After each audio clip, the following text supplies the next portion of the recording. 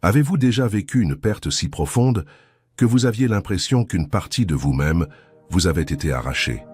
Un jour, tout semblait normal, structuré et maîtrisé. Et le lendemain, le scénario a complètement changé. Ce qui était familier s'est éloigné. Ce qui autrefois procurait sécurité s'est effondré. Et il ne restait qu'un silence pesant, accompagné de questions qui ne quittaient pas l'esprit. Pourquoi est-ce arrivé? Qu'ai-je fait pour mériter cela? Où était Dieu à ce moment-là? Face à ce genre de situation, c'est comme si une ligne se traçait dans notre histoire. Il y a un avant et un après la perte. Et gérer cette transition est l'un des plus grands défis de la vie. Certains tentent de continuer comme si de rien n'était, étouffant la douleur et la cachant derrière un sourire forcé. D'autres se renferment complètement, laissant l'amertume s'installer en eux. Et il y a ceux qui cherchent à combler le vide avec des choses, des expériences ou des personnes, cherchant des substituts à ce qui a disparu, mais découvrant que rien ne semble vraiment combler ce vide. Ce que vous n'avez peut-être jamais envisagé, c'est que, dans bien des cas, ces pertes ne sont pas de simples coïncidences du destin ou des attaques injustes de l'ennemi. Un principe spirituel profond est révélé dans la parole de Dieu. Dans sa souveraineté, il permet parfois certaines pertes dans le cadre d'un processus de modelage intentionnel. Cela n'arrive pas parce qu'il se réjouit de votre souffrance ou parce qu'il désire vous punir. C'est parce qu'il voit plus loin que vous. Il connaît votre avenir, comprend les batailles qui vous attendent et sait quels aspects de votre caractère doivent être renforcés pour que vous puissiez conserver les bénédictions qu'il a préparées. En observant la vie des grands hommes et femmes de la Bible, nous comprenons que les pertes ont souvent été les préludes à leur plus grande victoire. Joseph, par exemple, avait des rêves extraordinaires donnés par Dieu, mais avant de les voir se réaliser, il a perdu sa famille, sa liberté et sa réputation. Il a été vendu comme esclave, injustement accusé et oublié en prison. Pour tout observateur, son histoire semblait vouée à l'échec. Pourtant, chacune de ces pertes a façonné sa patience, sa résilience, sa capacité à diriger et surtout sa fidélité à Dieu, même dans les pires circonstances. Lorsqu'il est finalement devenu gouverneur d'Égypte, il n'était pas seulement un jeune homme doté de dons administratifs, c'était un homme doté de la maturité nécessaire pour gérer les ressources en temps de crise et pardonner à ceux qui l'avaient trahi. Sans avoir traversé le douloureux processus de la perte, il n'était peut-être pas prêt à assumer une telle responsabilité. Il en va de même pour nous. Nous prions souvent Dieu de nous préparer à quelque chose de grand, de nous donner les moyens d'accomplir une mission ou de nous accorder une plus grande maturité spirituelle. Mais nous imaginons rarement que la réponse à cette prière puisse prendre la forme d'une perte ou d'épreuve. Dans le feu de l'action, la douleur semble injustifiable.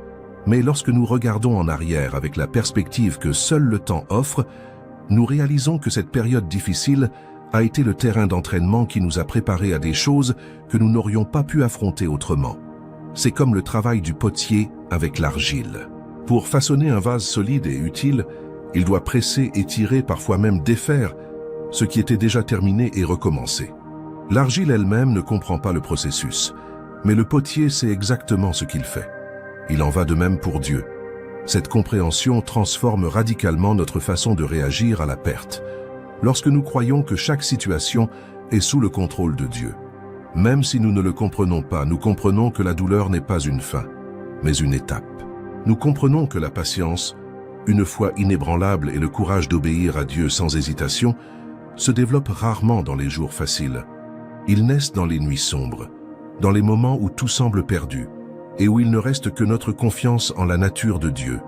C'est dans ces moments-là que nous découvrons des forces que nous ignorions posséder et une intimité avec le Seigneur que nous n'aurions pas connue autrement. Si vous vivez une perte en ce moment, vous ne comprenez peut-être pas le sens de ce qui se passe.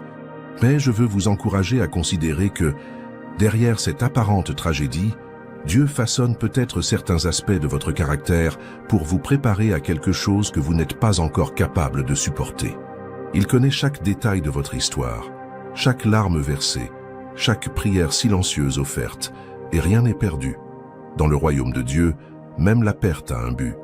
C'est pourquoi, avant d'aborder les points suivants de ce message, je souhaite que vous gardiez cette vérité à l'esprit.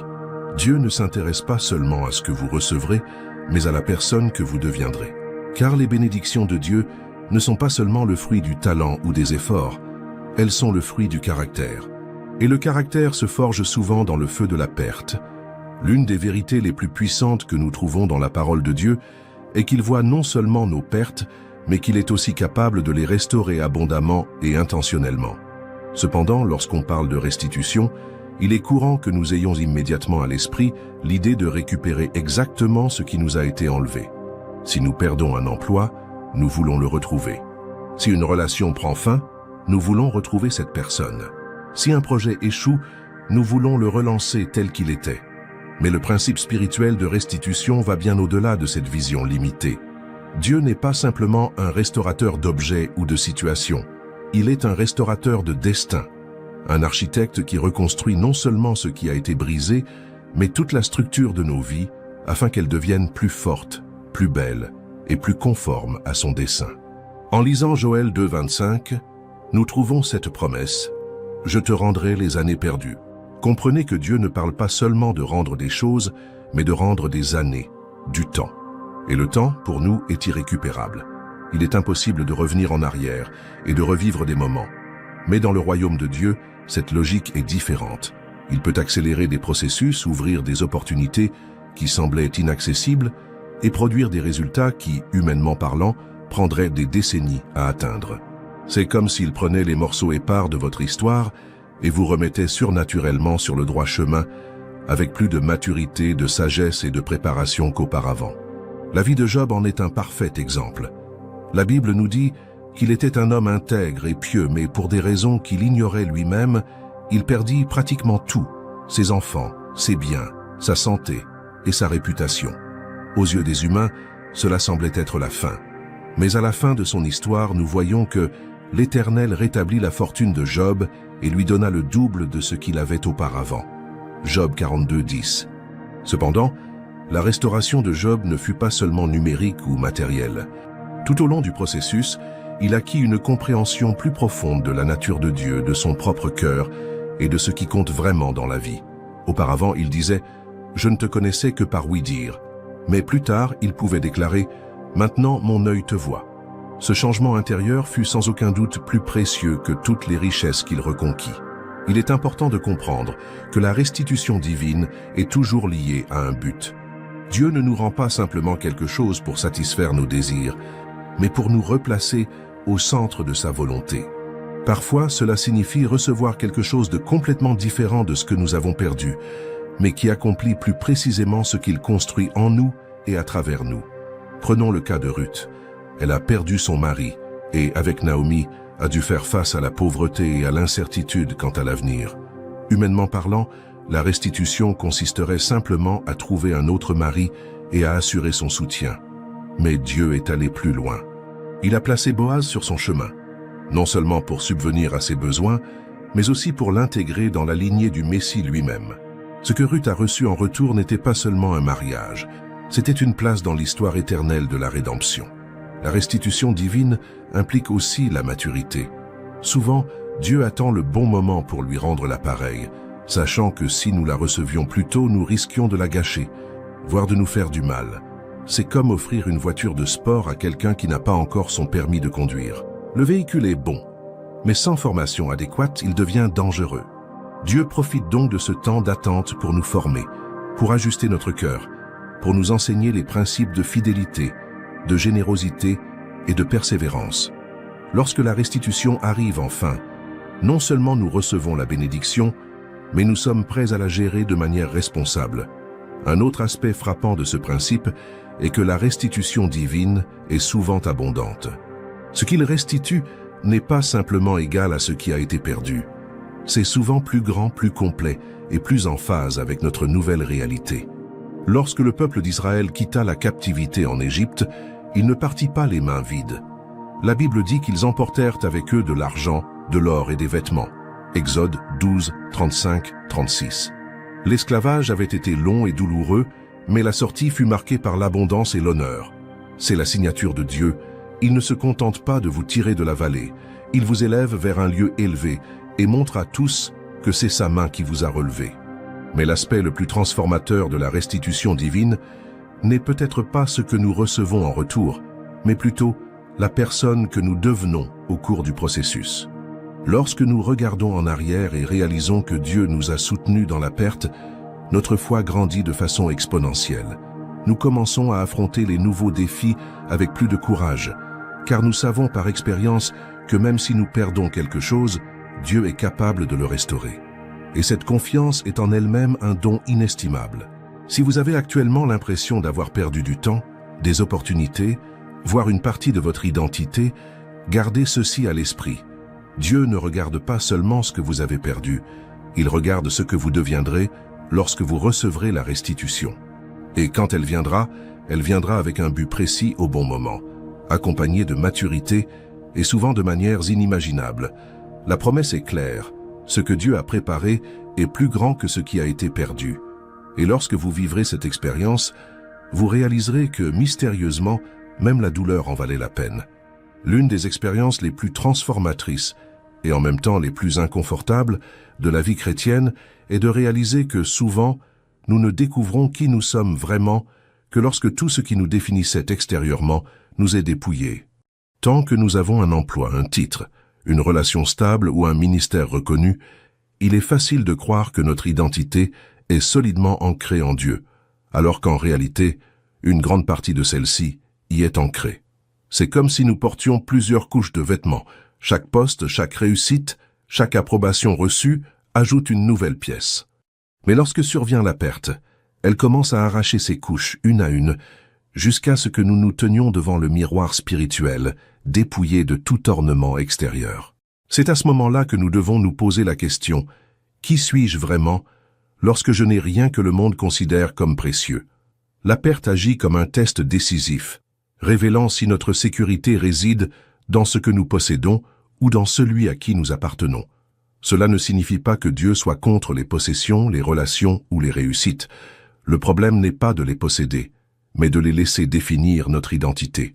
Quand tout va bien, il est difficile de réaliser à quel point nous dépendons de ces choses pour nous sentir épanouis. Mais lorsqu'elles disparaissent, nous découvrons que nous avons peut-être bâti notre vie sur des fondations fragiles. La perte révèle les failles, elle révèle où nous nous appuyons et, en même temps, nous offre l'opportunité de reconstruire sur des fondations inébranlables. La vie de David illustre parfaitement cette réalité. Avant de devenir roi, David traversa une longue période d'épreuves. Oint très jeune, il ne monta pas immédiatement sur le trône. Au lieu de cela, il dut fuir Saül pendant des années, vivant en fugitif, dormant dans des grottes, souvent incertain de sa survie.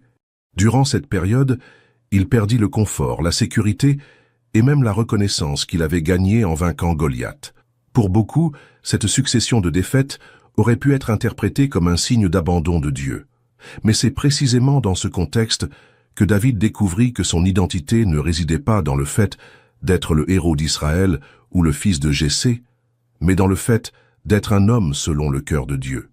Les circonstances ne définissaient pas qui il était, elles révélaient plutôt qui il avait toujours été dans le plan de Dieu. Un autre exemple se trouve dans la vie de Paul. Avant sa rencontre avec le Christ, son identité était profondément liée à son éducation, à son zèle religieux et à sa position éminente de pharisien. Il jouissait de prestige, d'influence et d'une solide réputation auprès des chefs religieux. Mais après sa rencontre avec Jésus, il a tout perdu. Il a été rejeté par ceux qui l'avaient honoré, persécuté et a parfois vécu dans une extrême pauvreté. Cependant, dans ses lettres, nous voyons un homme qui ne se présente plus en fonction de ses titres ou de ses réalisations terrestres, mais comme un serviteur de Jésus-Christ et un prisonnier pour l'Évangile. Les pertes de Paul l'ont libéré d'une identité fondée sur le statut social, pour une identité fondée sur la mission et l'appel éternel. Cette vérité n'est pas seulement théorique ni limitée aux personnages bibliques. Elle se manifeste chaque jour dans la vie des hommes et des femmes qui suivent Dieu. Combien de personnes n'ont découvert la valeur de la présence de Dieu qu'après avoir perdu ce qu'elles croyaient essentiel à la vie? Combien n'ont pris conscience de la force de leur foi que lorsqu'il ne leur restait plus rien sur quoi s'appuyer, si ce n'est le Seigneur lui-même? C'est dans le désert, privés des ressources et du soutien dont nous disposions autrefois, que nous apprenons que Dieu suffit.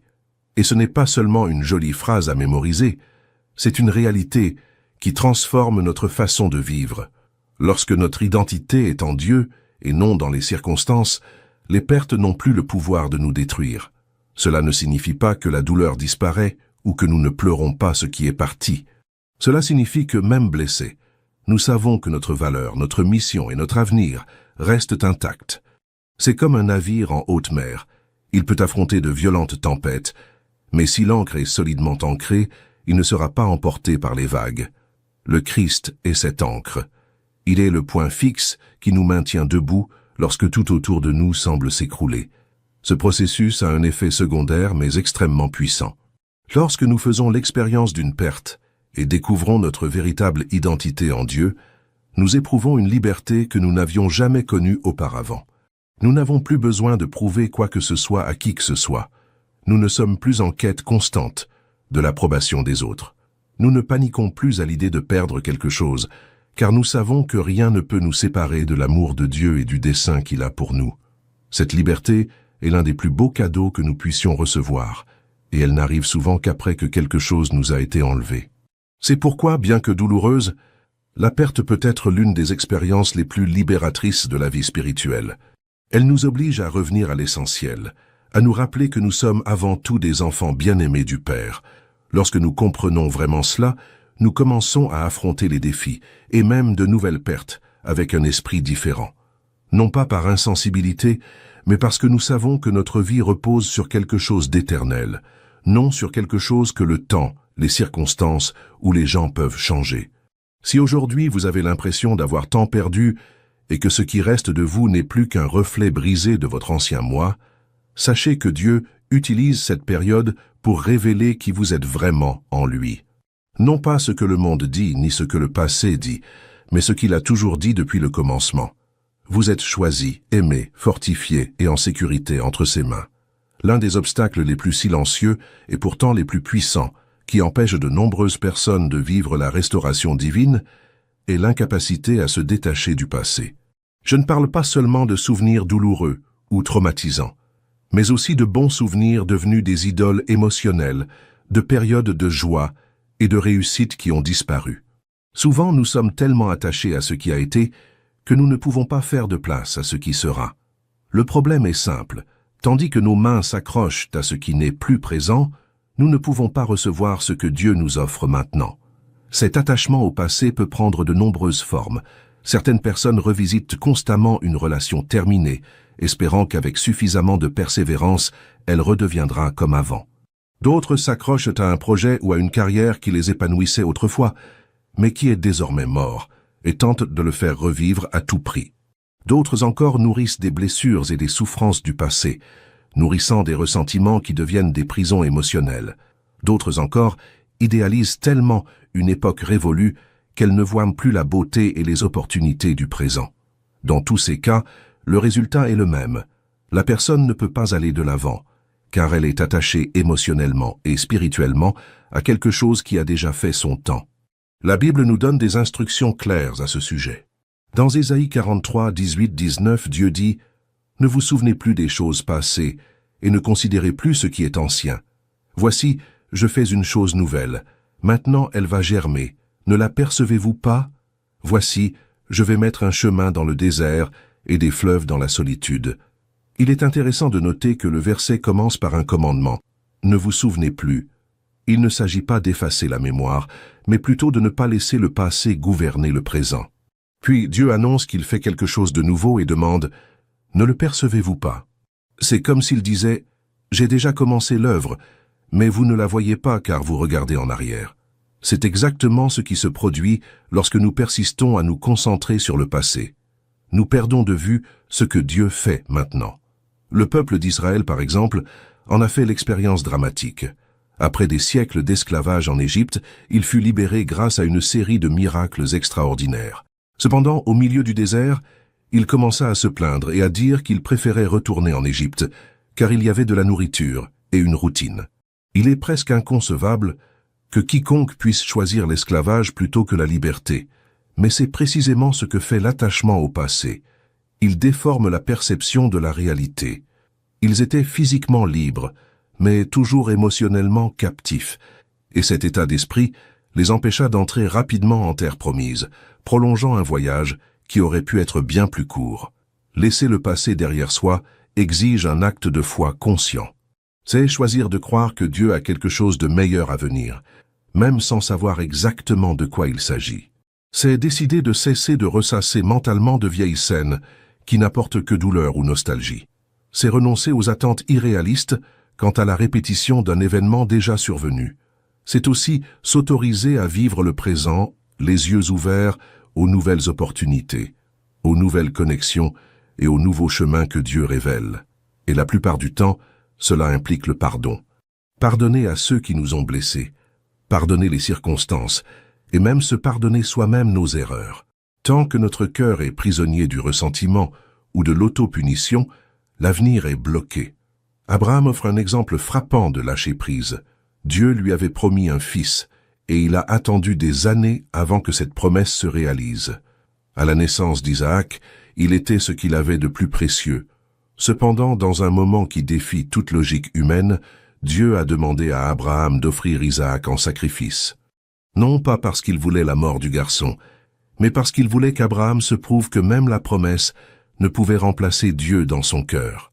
Abraham a gravi la montagne, prêt à abandonner ce qu'il aimait le plus, et au moment opportun, Dieu est intervenu et lui a rendu Isaac. Le principe est clair. Lorsque nous sommes prêts à lâcher prise, Dieu revient, souvent encore plus abondamment et plus sûrement. Dans la vie pratique, lâcher prise peut signifier se débarrasser des objets qui nous maintiennent émotionnellement attachés à une personne ou à une époque révolue. Cela peut signifier changer des routines qui nous enferment dans de vieux souvenirs. Cela peut signifier mettre fin à des conversations qui nous ramènent toujours à la même source de douleur. Et spirituellement, cela signifie confier délibérément à Dieu le contrôle des domaines où nous craignons une transformation. C'est dire « Seigneur, je ne comprends pas tout à fait ce que tu fais, mais je choisis de te faire confiance et de me libérer. » Il y a aussi un aspect intéressant. Beaucoup de gens disent qu'ils ne peuvent pas lâcher prise de peur de minimiser l'importance de ce qu'ils ont vécu. Mais ce n'est pas ainsi que cela fonctionne dans le royaume de Dieu. Lâcher prise, ce n'est pas oublier ou ignorer ce qui s'est passé. C'est honorer le passé pour ce qu'il a été, en tirer des leçons, puis faire place au chapitre suivant. C'est comme fermer un livre qu'on a aimé lire. L'histoire continue avec vous, mais l'intrigue doit avancer. Vous savez que vous avez commencé à vous détacher du passé lorsque vous pouvez en parler sans qu'il influence votre humeur ou vos décisions quotidiennes. Lorsque ce qui s'est passé cesse d'être un point d'ancrage et devient simplement une partie de votre histoire. Et c'est à ce moment-là que quelque chose de puissant se produit. La restauration divine commence à se manifester. Car dès que nous libérons de l'espace en nous, Dieu commence à le remplir de nouveautés. Cela peut prendre la forme de nouvelles personnes, de nouvelles opportunités, de nouvelles idées, de nouveaux rêves.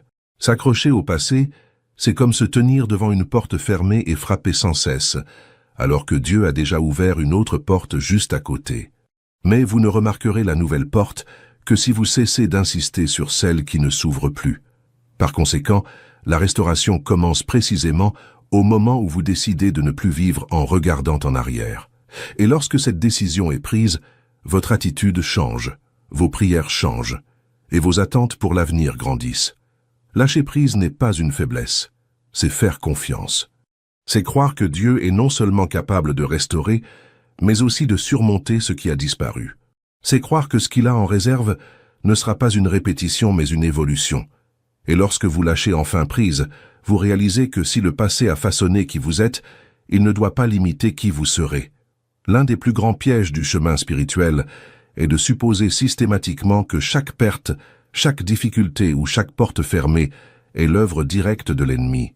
Certes, Jésus a déclaré dans Jean chapitre 10, verset 10, que le voleur ne vient que pour voler, tuer et détruire, et qu'il existe un adversaire réel et actif qui cherche à nous éloigner des plans de Dieu.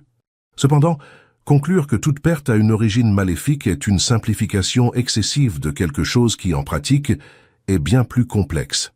La Bible nous montre clairement qu'en de nombreuses occasions, c'est Dieu lui-même qui permet et même provoque certaines pertes dans le but de nous former, de corriger notre trajectoire et de nous préparer à des situations que nous ne pouvons actuellement pas supporter.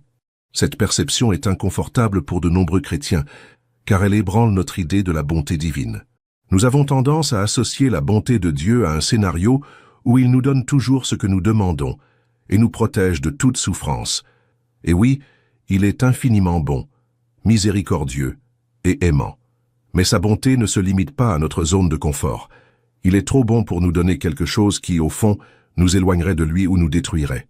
Tout comme un père aimant ne laisse pas son enfant jouer avec un objet tranchant, même s'il pleure et insiste, Dieu nous enlève parfois ou nous empêche d'avoir des choses qui, sur le moment, nous semblent importantes, mais qui, à long terme, seraient néfastes.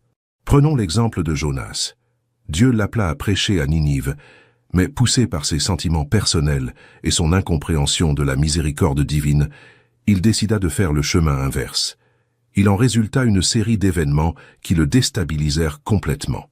Il perdit le contrôle de son voyage, affronta une violente tempête, fut jeté par-dessus bord et fut avalé par un gros poisson. Aucune de ces pertes n'était l'œuvre de l'ennemi.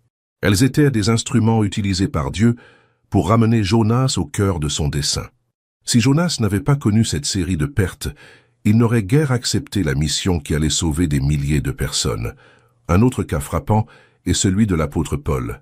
Dans sa deuxième lettre aux Corinthiens, au chapitre 12, il parle d'une écharde dans la chair qui l'accompagnait et qui, selon lui, était un messager de Satan pour le frapper. Paul a demandé au Seigneur à 3 reprises de lui ôter cette écharde. La réponse de Dieu a été directe. « Ma grâce te suffit, car ma puissance s'accomplit dans la faiblesse. » Bien que l'origine immédiate de cette écharde puisse être attribuée à l'ennemi, la décision de la garder était divine. Dieu ne l'a pas retirée, non pas parce qu'il désirait voir Paul souffrir, mais parce qu'il savait que cette limitation spécifique le maintiendrait humble, dépendant de la grâce et protégé de l'orgueil, car il avait reçu de grandes révélations. Nous voyons ici un point très important. Même lorsque l'ennemi est à l'origine de la perte, Dieu peut la permettre pour un temps, car il connaît l'effet transformateur qu'elle aura sur nous. Lorsque nous comprenons que toute perte n'est pas l'œuvre du diable, notre façon de réagir change radicalement. Au lieu de nous engager automatiquement dans un combat spirituel pour expulser la situation, nous recherchons d'abord le discernement. Nous commençons à nous demander « Seigneur, cette perte est-elle une attaque à laquelle il faut résister ou un entraînement à l'accepter ?» Ce simple changement d'attitude nous évite de gaspiller notre énergie à lutter contre quelque chose qui joue en notre faveur. Bien sûr, il y a des moments où il faut résister et lutter, mais il y a d'autres où la bonne attitude consiste à s'abandonner à ce que Dieu permet, confiant qu'il a un dessein précis. Jésus l'a clairement exprimé dans l'évangile de Jean chapitre 15, lorsqu'il a dit « Tout sarment qui porte du fruit, il le taille, afin qu'il porte encore plus de fruits. » Le sarment taillé n'est ni mort ni improductif. Au contraire, il est sain et porte du fruit. Mais le cultivateur, en le taillant, en retire une partie, le réduit, enlève feuilles et branches. Pour le sarment, cette coupe peut sembler une perte injuste. Pourtant, la taille est un processus planifié qui accroît sa capacité à produire à l'avenir. Il en va de même pour nous. La taille de Dieu se traduit souvent par des pertes, et le résultat final est toujours plus de fruits, plus de maturité et une meilleure préparation pour ce qui est à venir. Cette compréhension nous aide également à mieux gérer l'attente après une perte. Savoir que la situation est sous le contrôle de Dieu nous permet de traverser le processus avec plus de sérénité. La douleur persistera, le regret de ce qui nous a quittés nous manquera toujours, mais la présence de Dieu au cœur de la douleur change tout. Il nous soutient, nous réconforte et nous donne la grâce de continuer à avancer, un pas à la fois. Et lorsque nous voyons enfin notre objectif accompli, nous pouvons regarder en arrière et dire « Cela en valait la peine. Je ne serais pas arrivé ici si je n'avais pas traversé cela. » Par conséquent, avant de considérer chaque perte comme une attaque de l'ennemi, nous devons nous arrêter et écouter le Saint-Esprit. Nous devons analyser si cette situation nous rapproche de Dieu, nous enseigne quelque chose, nous aide à ajuster notre trajectoire ou renforce notre foi. Souvent, la perte est précisément ce qui nous met sur le chemin de notre destinée. Elle brise l'orgueil, détruit les fausses assurances et nous force à faire confiance à Dieu d'une manière que nous n'aurions peut-être jamais connue si tout était resté comme avant. Rappelez-vous, lorsque Dieu permet la perte, ce n'est pas une fin mais un moyen de nous conduire vers quelque chose de plus grand, de plus profond et de plus solide, un moyen de nous préparer à recevoir ce que nous ne perdrons plus jamais, un moyen de ressembler davantage au Christ, qui a lui aussi enduré d'immenses pertes pour accomplir la volonté du Père. Comprendre cela est crucial pour coopérer à l'œuvre de Dieu, plutôt que de résister au processus conçu pour notre bien. L'une des plus grandes frustrations rencontrées lors du processus de restauration est de réaliser que lorsque Dieu commence à restituer quelque chose, ce quelque chose ne ressemble plus à ce qui a été perdu. Cela crée un conflit intérieur. D'un côté, il y a la joie de recevoir quelque chose de nouveau. De l'autre, il y a la déception de ne plus être exactement ce que nous avons laissé derrière nous. Il est naturel de vouloir retrouver ce que nous connaissons, car le familier nous procure un sentiment de contrôle et de sécurité. Mais le royaume de Dieu ne fonctionne pas sur la base du maintien de ce qui est passé. Il n'est pas un système qui se contente de restituer une copie de ce qui était. Il est un créateur, et tout ce qu'il fait est original, intentionnel et en phase avec notre objectif actuel. Nous avons tendance à considérer la restitution comme un simple réapprovisionnement. Avez-vous perdu votre emploi?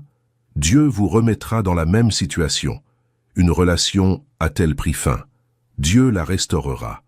Un projet a-t-il échoué? Dieu le reconstruira exactement comme il était. Cependant, si nous observons son action tout au long de l'histoire biblique, nous constatons qu'il a rarement rendu quelque chose sous la même forme. Le plus souvent, ce qu'il a ramené était complètement différent, et précisément pour cette raison bien meilleure. Prenons l'histoire de Ruth. Elle a perdu son mari, sa terre, et s'est retrouvée étrangère. Aux yeux des humains, la restitution idéale aurait été de trouver un nouveau mari dans son pays natal, de reconstruire sa maison et de reprendre sa vie d'avant. Mais Dieu avait une toute autre intention. Il l'a emmenée à Bethléem, l'a mise en relation avec Boaz, et a non seulement restauré sa vie personnelle, mais l'a aussi placée dans la lignée de David et par conséquent, de Jésus-Christ. Son retour n'était pas une reproduction du passé, mais une insertion directe dans le plan du salut, pour toute l'humanité. Job est un autre exemple frappant. Il a absolument tout perdu, enfants, biens, santé et honneur. Dans l'imaginaire humain, le plus qu'il pouvait espérer était que Dieu lui rende ce qu'il avait auparavant, tel quel. Mais lorsque la restauration est arrivée, ce n'était pas seulement un retour à la case départ, c'était une avancée vers un niveau supérieur. Job a reçu le double de biens matériels, de nouveaux enfants, et surtout une profonde révélation sur Dieu. Il déclare lui-même « Je n'avais entendu parler de toi que par ouï-dire, mais maintenant mes yeux t'ont vu. » Cette perte l'a transformé de l'intérieur, et le retour a été plus que matériel. Il a été spirituel, émotionnel et relationnel. Cette réalité s'applique aussi à nous. Souvent, lorsque nous prions pour la restitution, nous demandons à Dieu de reconstruire ce qui a été brisé avec les mêmes pièces. Mais dans sa sagesse, il choisit souvent une nouvelle conception, de nouveaux matériaux, voire un nouveau design. C'est comme si nous lui demandions de reconstruire une petite maison qui s'est effondrée et qu'il répondait en construisant un palais sur le même terrain. La structure est différente, la fonction est différente, l'espace est plus grand et les fondations sont plus solides. Au début, cela peut paraître étrange, car cela ne ressemble pas à ce que nous avions, mais avec le temps, nous réalisons que c'est bien mieux que ce que nous avons perdu. Cette différence de retour a également une fonction pédagogique. Si Dieu nous rendait exactement ce qu'il nous a enlevé, nous risquerions de retomber dans les mêmes schémas de comportement et les mêmes erreurs qui ont conduit à la perte initiale. En nous donnant quelque chose de nouveau, il nous force à nous adapter, à développer de nouvelles compétences, à mûrir dans des domaines auparavant stagnants. Il crée des situations qui nous poussent à grandir afin que nous puissions maintenir ce nouveau niveau de bénédiction. Cependant, cette manière d'agir de Dieu exige de nous deux choses fondamentales. Cœur ouvert et pleine confiance, un cœur fermé, prisonnier de ses vieilles habitudes, risque de rejeter le don de Dieu simplement parce qu'il ne correspond pas à ses attentes. C'est comme quelqu'un qui prie pour que la pluie arrose son petit jardin, mais Dieu envoie un fleuve entier pour transformer toute la région. Si cette personne ne regarde que son jardin, elle pourrait se plaindre qu'il y a trop d'eau, sans se rendre compte qu'elle a maintenant les conditions pour faire pousser quelque chose de bien plus grand. La confiance est tout aussi essentielle. Avoir confiance, c'est croire que Dieu en sait plus que nous, qu'il voit l'ensemble alors que nous n'en voyons que des parties. C'est croire que, même si le résultat est différent, il est meilleur, car il a été conçu par celui qui nous aime et connaît notre avenir. C'est se reposer sur la certitude qu'il n'improvise pas. Tout ce qu'il fait était déjà prévu avant la fondation du monde. Considérez aussi le cas de Joseph en Égypte. Il n'a pas retrouvé sa vie quotidienne auprès de son père, ni la robe colorée qui symbolisait son statut de fils bien-aimé. Dieu lui a donné une nouvelle position, souverain de toute l'Égypte, avec l'autorité de sauver des milliers de personnes, y compris sa propre famille. Son retour n'était pas sentimental, il était stratégique. Il servait un objectif bien plus grand que le simple rétablissement du confort perdu. Et voici un point important pour ceux qui attendent la restitution. Si ce que Dieu vous rend est différent de ce qui était perdu, cela ne signifie pas qu'il a ignoré votre demande ou qu'il n'a pas entendu votre prière. Cela signifie qu'il y a répondu avec plus de sagesse et de compréhension. Souvent, il répond aux désirs les plus profonds de notre cœur, mais pas comme nous l'imaginions. C'est parce qu'il voit au-delà des apparences, et c'est exactement ce qui sera le mieux pour nous à long terme. Alors, lorsque la réponse de Dieu arrive, ne la jugez pas uniquement sur son apparence ou sa forme. Demandez-vous, ce retour me rapproche-t-il de Dieu? Me rend-il plus utile dans son royaume? Me prépare-t-il à l'avenir qu'il me réserve? Si la réponse est oui, alors vous avez reçu bien plus que vous n'avez perdu. En fin de compte, c'est là toute la beauté de la restitution divine. Ce n'est jamais un simple remplacement, c'est une promotion. Ce que Dieu nous donne après une perte ne sert pas simplement à combler un vide, mais à nous élever à un niveau supérieur, à partir duquel nous pouvons vivre avec plus de sens, de maturité et d'impact. Nombreux sont ceux qui attendent la restitution de Dieu comme on attend la livraison d'un colis. Ils en font la demande dans la prière, confiants dans la promesse faite, et attendent le moment où elle arrivera, de préférence rapidement. Mais la dynamique du royaume de Dieu est différente. Il ne revient pas simplement pour compenser une perte. Il revient au bon moment, lorsque notre vie intérieure est prête à accueillir et à soutenir ce qui adviendra. Et c'est l'une des raisons pour lesquelles la promesse met souvent autant de temps à s'accomplir. Non pas parce que Dieu nous a oubliés, mais parce qu'il nous façonne, afin que nous ne perdions plus ce qu'il nous confiera. Recevoir quelque chose avant d'être prêt à le gérer peut être aussi dommageable que de ne jamais le recevoir. C'est comme mettre un adolescent inexpérimenté au volant d'une voiture puissante. Ce n'est pas la voiture qui est en panne, mais le manque de préparation à son utilisation. De même, Dieu sait que certaines bénédictions requièrent maturité spirituelle, maîtrise de soi, humilité et foi solide. La préparation spirituelle est donc une étape indispensable avant la restitution. Si l'on observe la vie de Joseph, on constate que la promesse divine ne s'est pas réalisée du jour au lendemain. De nombreuses années se sont écoulées entre les rêves prophétiques qu'il a reçus dans sa jeunesse et son accession au pouvoir en Égypte. Entre-temps, il a été vendu comme esclave à travailler chez Potiphar, a été injustement accusé, jeté en prison et oublié pendant une longue période. Aux yeux des humains, la promesse semblait avoir été annulée. Mais en réalité, chacune de ces étapes faisait partie de sa formation. Chez Potiphar, Joseph a appris à gérer. En prison, il a appris à gérer différents types d'individus, à interpréter les rêves et à rester fidèle même dans des circonstances défavorables. Lorsque le jour est venu d'interpréter le rêve de Pharaon et de prendre le pouvoir, il possédait non seulement les compétences techniques nécessaires pour diriger une nation en temps d'abondance comme de famine, mais aussi la maturité nécessaire pour assumer cette fonction, sans se laisser corrompre par le pouvoir. Moïse en est un exemple frappant. Bien qu'élevé au palais de Pharaon, il n'était pas prêt à diriger le peuple d'Israël immédiatement après sa fuite d'Égypte. Dieu l'emmena dans le désert et l'y laissa pendant 40 ans gardant des moutons. Cette période, qui aurait pu ressembler à une punition ou à une négligence, était en réalité une période d'apprentissage silencieuse. C'est dans le désert que Moïse apprit la patience, l'endurance physique, l'humilité et la capacité de guider et de protéger un troupeau, des compétences qui lui seraient essentielles lorsqu'il guiderait des millions de personnes à travers le désert vers la terre promise. La préparation spirituelle n'est pas un concept abstrait. Elle se manifeste dans des domaines très concrets.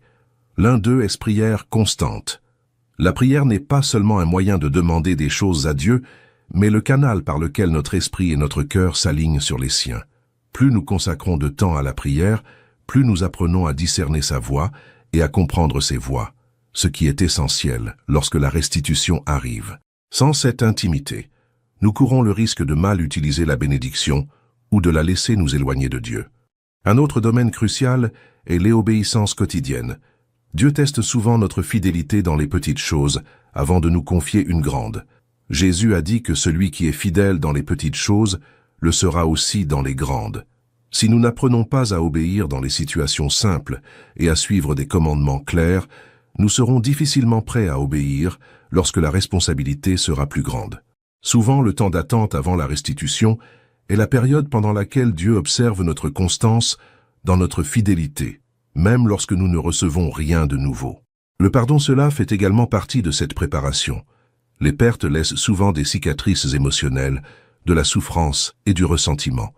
Si ces sentiments ne sont pas abordés avant la restitution, ils peuvent contaminer la suite. Imaginez-vous accueillir une nouvelle relation tout en gardant l'amertume de la précédente. La blessure ouverte affectera probablement la nouvelle. Pardonner ne signifie pas oublier ou minimiser ce qui s'est passé, mais abandonner à Dieu le droit de juger et se libérer de la prison émotionnelle qui vous empêche d'avancer. Il reste encore la question de changement d'habitude et de mentalité. Souvent, le mode de vie que nous menions avant la perte n'est pas compatible avec ce que Dieu veut nous donner maintenant. Si nous avons vécu de manière désordonnée, fréquenté des personnes qui n'ont pas affermi notre foi ou pris des décisions uniquement sous le coup de l'émotion, le temps de préparation sert à corriger ces schémas. Dieu veut que la restitution soit non seulement reçue, mais aussi multipliée. Pour cela, nous avons besoin de discipline, de concentration et d'alignement avec sa volonté. Cette préparation, aussi longue et difficile soit-elle, est un acte d'amour de Dieu. Il sait que la même bénédiction qui peut nous élever, si elle est reçue au mauvais moment, peut aussi nous abattre. Par conséquent, lorsqu'il tarde à nous restaurer, ce n'est pas un signe d'insouciance, mais de sollicitude. C'est comme un agriculteur qui attend la bonne saison pour semer. Il sait que s'il sème trop tôt, la graine ne bénéficiera pas des conditions idéales pour pousser et porter ses fruits. Une fois la préparation spirituelle achevée, quelque chose change en nous. Nous ne désirons plus seulement la restitution, mais sommes prêts à la servir et à en prendre soin. La nouveauté que Dieu apporte ne nous prend pas au dépourvu, mais avec un cœur pur, un esprit ferme et des mains prêtes à l'œuvre. Et c'est à ce stade que la restitution devient non seulement un don, mais une occasion de vivre quelque chose de plus grand, d'avoir un impact sur davantage de personnes et de glorifier son nom. Il y a des moments où nous demandons à Dieu un signe grandiose, cinématographique, qui dissipera tous les doutes et nous permettra d'affirmer avec une certitude absolue que la restauration a commencé. Cependant, lorsque le ciel décide d'agir, il choisit presque toujours le langage subtil, la grammaire du quotidien, les indices que seuls ceux qui sont attentifs perçoivent. La restauration, le plus souvent, n'arrive pas avec des trompettes tonitruantes, mais avec un changement d'atmosphère intérieure. Avant même que quelque chose ne change à l'extérieur, quelque chose change à l'intérieur. Le cœur, autrefois en alerte constante, commence à ralentir. Les pensées, qui allaient et venaient, trouvent un lieu de repos. Ce n'est pas que les problèmes aient disparu, mais une nouvelle qualité de paix s'installe, comme si Dieu avait fermé de l'intérieur une fenêtre sur laquelle le vent s'obstinait à frapper. Ce calme intérieur n'est ni apathie ni fuite. C'est un signe d'alignement. Un de ces moments où l'on réalise qu'on ne lutte plus contre Dieu mais qu'on marche à ses côtés. Cette paix s'accompagne souvent d'un changement de perspective. Ce qui n'était autrefois perçu que comme une perte devient une étape, une préparation, une transition. On se souvient des faits, mais on ne les lit plus avec la même douleur. L'histoire elle-même est réinterprétée. Le récit change. Ce qui était échec devient matière première. Ce qui était retard devient protection. Ce qui était silence devient une leçon de confiance. Ce changement d'interprétation ne résulte pas d'un simple optimisme, mais plutôt de l'action de l'esprit, qui réorganise vos souvenirs à la lumière de la vérité. On cesse de romancer la douleur, mais on réalise qu'elle n'est plus l'interprète officiel de votre vie. Lorsque la restauration s'amorce, le passé perd son pouvoir de vous nommer. Un autre indice précieux est le regain de sensibilité spirituelle. Pendant longtemps, vous vous êtes peut-être senti abruti, comme si votre propre prière avait heurté le plafond et était retombée. Lorsque la restauration s'amorce, la parole reprend sa voix. Des passages que vous connaissiez déjà s'ouvrent sous un angle nouveau, et la prière cesse d'être un simple exercice de discipline pour redevenir une rencontre. C'est subtil mais indéniable. Vous vous sentez plus prompt à écouter, plus lent à réagir charnellement, plus disposé à obéir. Les petites corrections qui étaient autrefois une guerre intérieure sont désormais accueillies avec gratitude. Le cœur autrefois réfractaire devient réceptif à l'enseignement. La volonté, autrefois tendue, se plie désormais avec moins de drame. Cet adoucissement n'est pas une faiblesse, c'est une guérison. La gratitude qui précède l'épreuve est un autre signe évident. Le résultat espéré n'est pas encore arrivé, mais la louange est déjà sur vos lèvres. Vous vous réveillez et, sans savoir comment l'expliquer, vous remerciez Dieu pour ce qu'il accomplit et pour ce qu'il accomplit déjà, même si votre tableau de résultats n'est pas encore favorable. La gratitude qui précède est un signe de maturité. Elle annonce que vous n'êtes plus lié à un format de réponse spécifique, mais plutôt engagé envers la nature de Dieu. Lorsque la restauration commence, la gratitude cesse de dépendre de ce que vous voyez et commence à naître de ce que vous croyez. Il y a aussi des signes dans les relations. Des conflits qui semblaient insolubles commencent à s'essouffler. Les paroles dures, autrefois faciles à prononcer, sont désormais digérées. Le ressentiment qui fatiguait le corps et l'âme cède la place à la compassion.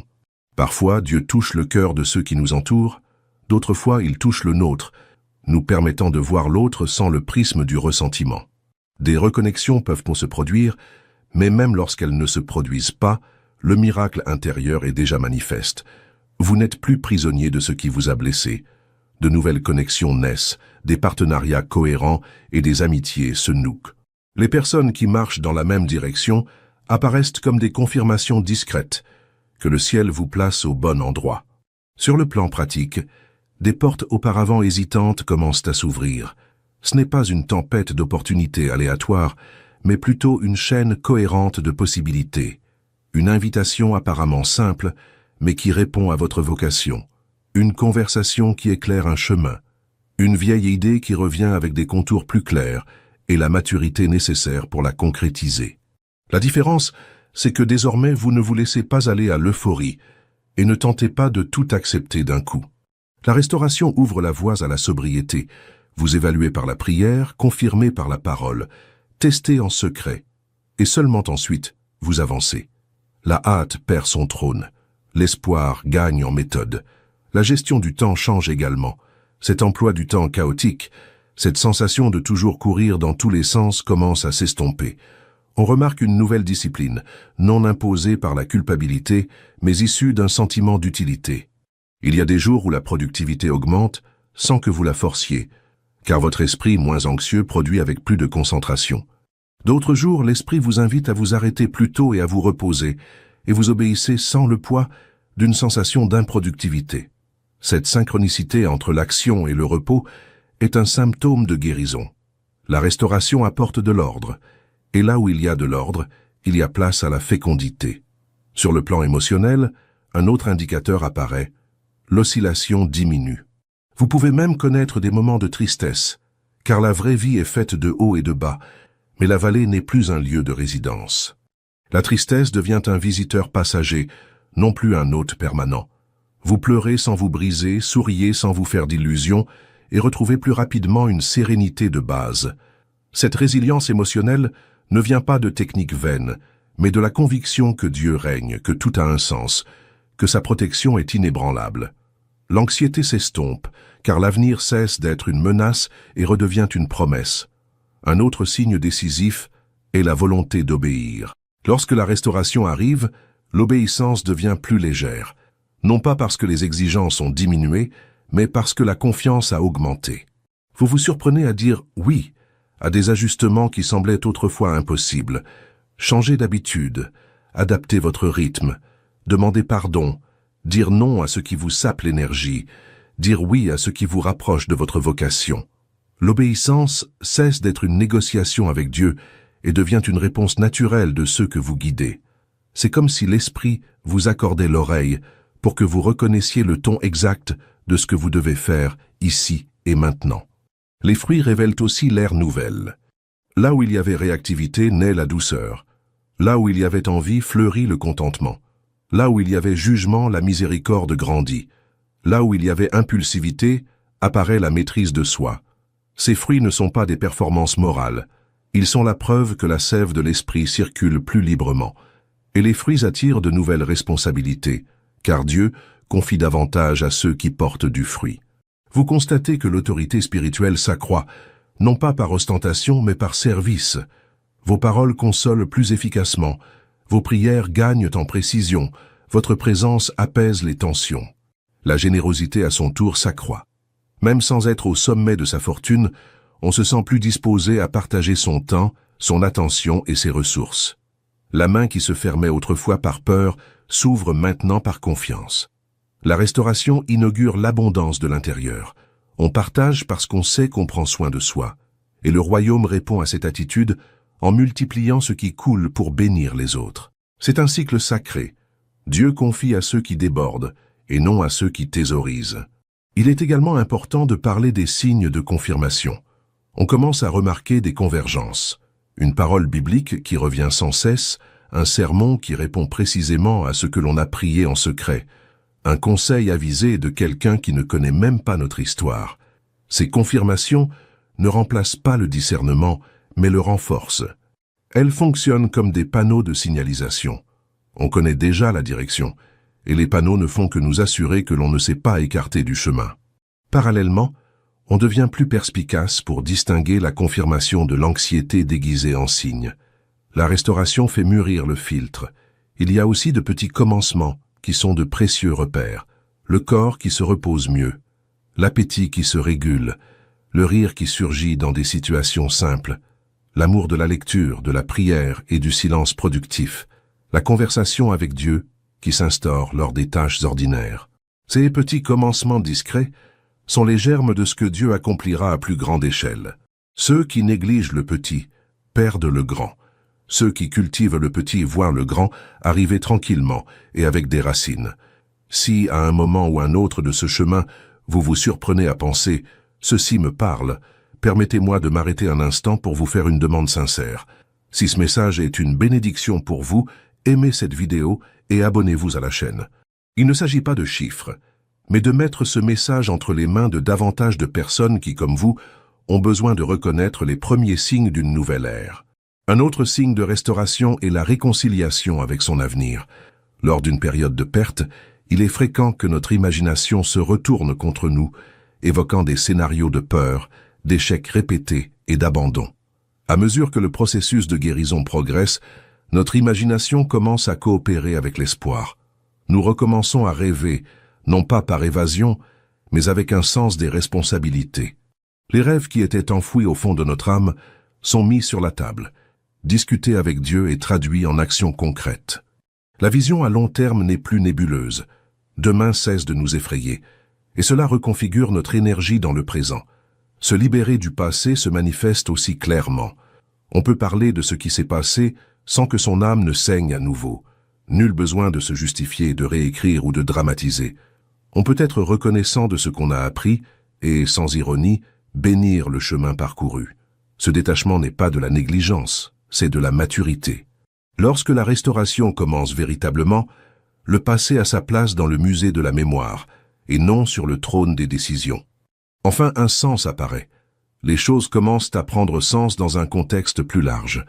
L'histoire qui semblait fragmentée se révèle telle une tapisserie. Vous vous découvrez utile de nouvelles façons, avec une voix pour ceux qui traversent des vallées semblables à la vôtre. Votre témoignage s'épanouit, non comme une vitrine, mais comme un service. Vous comprenez que vous avez été restauré pour restaurer. Et c'est à ce moment-là que les signes cessent d'être simplement personnels et deviennent collectifs, car Dieu vous repositionne pour avoir un impact. La vie alors gagne en cohérence. Ce qui était perdu n'est pas nié mais transfiguré. Ce qui était brisé ne retrouve pas sa forme ancienne, mais s'intègre à une œuvre plus forte. Et vous, qui portiez autrefois les cendres, reconnaissez maintenant la beauté là où il y avait autrefois la ruine.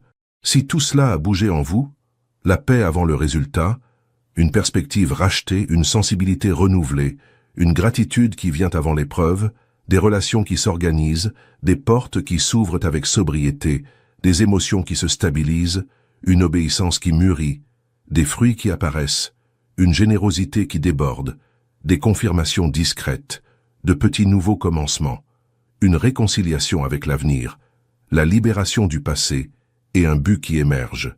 Alors, recevez cette parole sans crainte. La restauration a déjà commencé. Il existe un schéma dans l'œuvre de Dieu qui se répète constamment tout au long des Écritures et de l'histoire de ceux qui l'aiment. Lorsqu'il décide de restaurer, il ne se contente pas de remplacer. Il multiplie, promeut et étend. La mathématique du ciel n'est pas celle du simple remplacement, mais celle du débordement. Ce qui a été perdu peut être douloureux, laisser des cicatrices, sembler définitif, mais la logique divine ne se plie pas aux apparences. Dieu ne revient pas pour vous remettre à la même place. Il revient pour vous positionner à un niveau supérieur, dans une géographie de but que vous n'occupiez pas auparavant. C'est comme si, tout au long du processus de perte, il avait silencieusement accru votre capacité intérieure. Et maintenant, en apportant le nouveau, il comble cette capacité élargie avec quelque chose de plus robuste, de plus solide, plus en phase avec ce que vous êtes devenu. Par conséquent, la promesse n'est pas de revenir au point de départ, mais d'avancer vers un territoire que vous n'aviez pas la maturité d'habiter auparavant. Lorsque nous observons les signes de l'action de Dieu, nous percevons clairement cette dynamique. Considérons la multiplication des pains et des poissons. Ce n'était pas un calcul exact, où chacun recevait l'équivalent de sa faim momentanée. C'était un miracle avec des restes abondants. Après avoir nourri la multitude, des paniers pleins restaient encore, et le détail le plus provocateur est qu'il en restait davantage qu'au début. C'est la signature de Dieu. Il ne se contente pas d'équilibrer l'équation de notre subsistance. Il révèle sa générosité en produisant un surplus. Le surplus évoque un héritage, une provision pour le prochain voyage, une marge pour bénir les autres. Et c'est cette logique qui doit façonner nos attentes en temps de restitution. N'espérez pas juste de quoi respirer, attendez-vous au débordement qui vous donne la force de partager, de semer, de dépasser le cycle du manque qui a marqué le passé. La prophétie annonçant que la gloire de la dernière maison sera plus grande que celle de la première n'est pas de la poésie motivante. C'est un principe spirituel décrivant comment Dieu conduit ses enfants vers la maturité. La première maison a peut-être été marquée par l'enthousiasme, les découvertes et les réalisations réconfortantes. Mais cette dernière porte en elle ce qui manquait à la première, un poids de gloire, de profondeur, de stabilité et un sens de la mission. La grandeur divine ne se mesure pas seulement en quantité mais en densité. Ce n'est pas seulement plus de nombre, c'est plus de substance. C'est la différence entre une rivière peu profonde qui s'étend et un ruisseau plus étroit mais plus profond qui fait tourner des moulins et génère de l'énergie. Ce qui viendra sera plus grand, car chaque centimètre parcouru sera plus utile, chaque minute de la journée plus présente, chaque décision prise aura plus de sens. La vie de Joseph illustre cette promotion, qui ne se limite pas à restituer ce qui a été perdu. Il n'a pas retrouvé le manteau coloré qui symbolisait la faveur de son père. Il a reçu un manteau de gouvernement, qui symbolisait la responsabilité et l'autorité. L'ancien manteau concernait l'affection familiale. Le nouveau manteau concernait le destin de peuples entiers. Le plus grand de Dieu n'est pas un nouveau jouet qui remplace l'ancien. C'est une mission qui touche plus de personnes que vous ne l'imaginiez. Vous ne retrouverez peut-être pas exactement le cadre que vous aviez, mais vous serez placé dans une position où votre fidélité aura une plus grande portée, vos paroles auront plus de poids et votre histoire blessée deviendra une table dressée pour ceux qui ont encore soif d'espoir. Job est un autre témoignage de ce modèle. À la fin du processus, l'inventaire précédent n'a pas été simplement récupéré. Il y a eu un doublement des biens et surtout une expansion de la révélation. Il n'en est pas seulement ressorti riche, il en est ressorti plus intime. Et c'est une mesure de grandeur que le monde utilise rarement, mais que le ciel considère comme essentielle. La conscience accrue de Dieu, l'élargissement du cœur pour percevoir son caractère dans les détails de la vie. Le mas plus que Dieu promet est toujours avant tout plus grand dans la connaissance de qui il est. Et lorsque vous connaissez mieux Dieu, tout le reste trouve sa place. Ce qui arrive ne vous domine pas, ce qui tarde ne vous corrompt pas, ce qui manque ne vous définit pas. En pratique, cette promotion se manifeste par niveau. En profondeur, vous réagissez moins impulsivement et décidez davantage par conviction, améliorant la qualité de vos choix, réduisant les pertes inutiles et augmentant la récolte de la paix. En largeur, votre influence s'étend à des domaines où vous n'aviez auparavant aucune voix.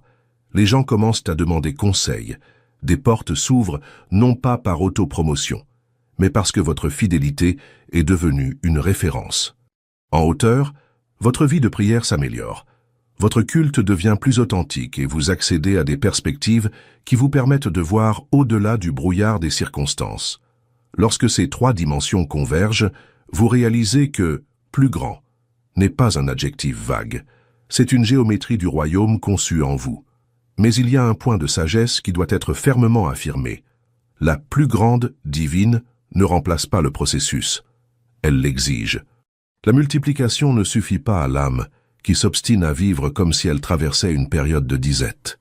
Il est nécessaire de renouveler son esprit pour habiter ce nouveau niveau, abandonner les habitudes de sabotage, rompre les alliances qui consomment de l'énergie sans produire de fruits, adapter les rythmes de repos et de travail, organiser ses finances et ses affections.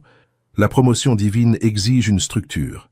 La différence entre une bénédiction consolidée et une bénédiction perdue ne réside pas seulement dans la quantité de prières, mais dans la mesure où l'on s'est préparé à gérer ce que l'on a demandé. Dieu est Père, et des parents responsables donnent davantage à ceux qui font preuve de responsabilité avec ce qu'ils ont déjà. Peut-être craignez-vous le plus grand parce que vous associez la croissance à un poids insupportable.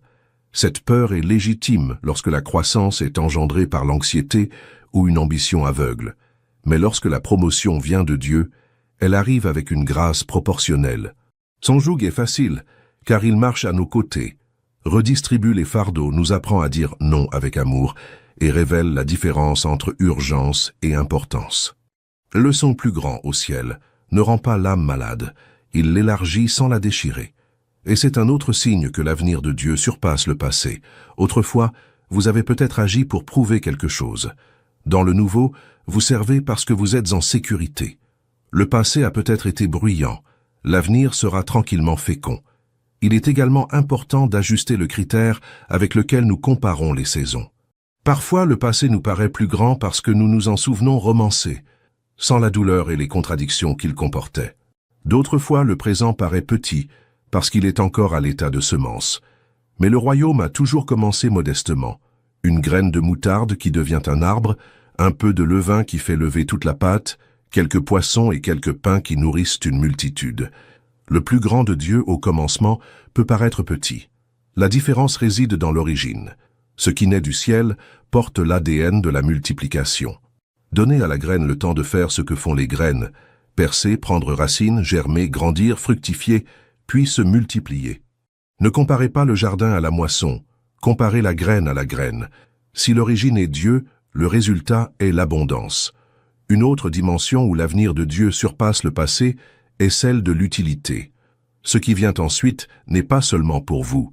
Dieu promeut l'expansion de la portée de l'amour. L'histoire qui vous a blessé devient un langage pour la guérison. Les ressources qui arrivent financent des ponts, non des murs. L'autorité accordée allume d'autres lampes au lieu d'aveugler les yeux. Quand le plus grand vient de Dieu, cela vous rend plus généreux, plus pédagogue, plus patient. Et c'est alors que vous découvrez que le véritable privilège de la promotion ne réside pas dans l'ascension sociale, mais dans de meilleures perspectives pour servir. Le trône que Dieu élit n'est pas une scène pour la vanité. C'est une table de gouvernement pour le partage du pain et de la justice. Si au fond de vous, vous vous demandez comment vous préparer à ce grand événement, le chemin reste le même que celui que nous avons déjà tracé. Gardez votre cœur ouvert à l'enseignement, votre esprit captivé par la parole, vos pieds obéissant à petits pas, vos mains ouvertes au partage. Pratiquez dès aujourd'hui le mode de vie qui sera nécessaire à la multiplication. Organisez dès maintenant ce que vous voulez soutenir dans le futur. Réparez la clôture, réparez la grange. Apprenez à déléguer. Pensez les blessures persistantes qui pourraient déborder sur le nouveau. Faites la paix avec l'attente. Quand la vague viendra, vous n'apprendrez pas à nager. Vous nagerez avec ce que vous avez déjà appris dans les eaux les plus superficielles. L'avenir de Dieu est préparé, non improvisé. Il est également judicieux de comprendre que plus grand ne signifie pas absence de lutte. En réalité, de nouveaux objectifs engendrent souvent de nouvelles formes de résistance. Mais voici la différence cruciale. Autrefois, la lutte vous définissait. Aujourd'hui, elle ne fait que vous discipliner. Autrefois, chaque opposition vous déséquilibrait. Aujourd'hui, l'opposition devient un exercice qui renforce les muscles spirituels. Dieu ne promet pas un chemin sans vent, il promet des voiles et une direction. Et lorsque l'âme est ancrée, les vents contraires deviennent une force de propulsion. L'avenir sera meilleur non pas parce que la mer sera toujours calme, mais parce que le navire sera mieux construit, l'équipage plus mature et la route plus claire. Enfin, rappelez-vous que Dieu mesure la grandeur à la fidélité et aux fruits, et non au spectacle. Ce qui adviendra sera plus grand que ce qui est passé lorsque votre vie, aux yeux du ciel, portera davantage le Christ entre les lignes. Plus de douceur sous la pression, plus de joie sans motif apparent, plus de paix dans les couloirs d'incertitude, plus de bienveillance dans les jours ordinaires, plus de maîtrise de soi lorsque personne ne regarde, plus de foi qui refuse d'échanger ses convictions contre des commodités. C'est là le plus qui transforme les environnements, infiltre le royaume dans les structures, éduque les générations par l'exemple et demeure lorsque les projecteurs s'éteignent. L'avenir que Dieu a prévu surpasse toute perte passée, car il ne se limite pas à réparer les dommages. Il inaugure une époque où votre histoire cesse de se résumer à ce que vous avez perdu pour devenir celle de ce qu'il génère en vous et à travers vous. Et lorsque cela se réalise en silence, le bruit de la multiplication arrive inévitablement. Quand Dieu restaure, il ne se contente pas de répondre à une ancienne douleur. Il inaugure une nouvelle saison d'utilité. Ce qui revient entre vos mains n'arrive pas comme un rappel d'un bon passé, mais comme un outil aiguisé pour une ère meilleure qui a commencé. La véritable restitution s'accompagne d'une mission, du poids de la responsabilité, d'invitations silencieuses à servir ceux qui traversent des vallées semblables à la vôtre. Dieu ne retourne pas qu'à l'intérieur, il retourne à l'extérieur. Ce que vous recevez est immédiatement placé sur un chemin d'impact. C'est pourquoi tant de personnes, une fois restaurées, trouvent des portes ouvertes non pas vers le réconfort mais vers le service. Encadrer quelqu'un, soutenir une œuvre, bâtir un projet qui bénit la ville, consolider une famille qui ne tient qu'à un fil. La signature de Dieu est dans la direction du mouvement. La grâce qui vous atteint ne s'arrête pas à vous, elle coule à travers vous. Remarquez comment cela se répète dans les Écritures. Pierre a renié Jésus, a perdu confiance en lui et le sentiment d'être utile, mais après avoir été restauré par le Christ lui-même au bord de la mer, il a entendu un appel direct, « Paie mes brebis ». Ce n'était pas un « c'est bon, va de l'avant ». C'était une mission. La restitution s'accompagnait d'une responsabilité pastorale, d'une autorité spirituelle et du courage de se tenir au milieu de la place et de prêcher à la foule, inaugurant un cycle qui allait changer l'histoire. Joseph, que nous avons mentionné plus tôt, n'a pas été placé au palais pour régler son passé, mais pour gouverner avec sagesse, protéger une génération et préserver une lignée. Esther n'a pas été couronnée pour vivre de ses plus beaux atours. Elle a été placée pour un temps comme celui-ci, avec un risque personnel et un impact collectif. Dans tous les cas, Dieu est revenu, a promu et envoyé, 3 mouvements qui vont de pair lorsque la restitution est réelle. L'autorité qui accompagne la restitution n'est pas une mise en scène, c'est un service. Elle se manifeste par la clarté des décisions prises lorsque d'autres sont confus, par la douceur qui désamorce les tensions, par la persévérance qui ne se laisse pas corrompre par des raccourcis. Quand Dieu vous élève, il place sur vos épaules un manteau au poids différent. C'est un poids doux, car il est porté avec lui, mais c'est néanmoins un poids. Cela signifie dire oui à des tâches invisibles, soutenir des processus qui demandent du travail, cultiver la fidélité lorsque le public est silencieux. La promotion au ciel n'est pas une scène illuminée, c'est une table de gouvernement. Ce n'est pas un microphone, c'est une intercession. Ce n'est pas une célébrité, c'est une constance. Et c'est précisément pour cela qu'elle transforme les réalités, parce qu'elle opère loin de la vanité et près du besoin. L'opportunité d'avoir un impact sur des vies naît presque toujours d'un petit geste. On réalise que l'histoire qui nous a blessés est devenue un langage de guérison. Une conversation dans un couloir, un appel téléphonique que l'on décide de passer, un café qui se transforme en thérapie, une étreinte qui contient plus de prières que de mots, et soudain, Dieu tisse des destins. En peu de temps, ce qui semblait n'être qu'un simple témoignage devient une plateforme permettant à d'autres de vivre ce que l'on a traversé sans se perdre. La restitution prend alors racine et se répand par la bouche de ceux que l'on touche, par les mains de ceux que l'on élève, par les ressources que l'on partage. C'est ainsi que le royaume grandit, de la grâce reçue à la grâce partagée. Alors, lorsqu'une nouvelle ère s'ouvre, remplacez la question « Qu'en faire ?» par « À qui cela sert-il ?» Une promotion peut soutenir un projet missionnaire. Une reprise familiale peut être un guide vivant pour les couples en crise. Une guérison peut être le courage nécessaire pour visiter les hôpitaux et prier avec ceux qui ont perdu espoir. Un accord financier peut être l'occasion de donner un appel à ceux qui n'en ont pas les moyens. Une porte vers un ministère peut être la voie ouverte pour élever ceux qui, autrement, n'auraient jamais eu la parole.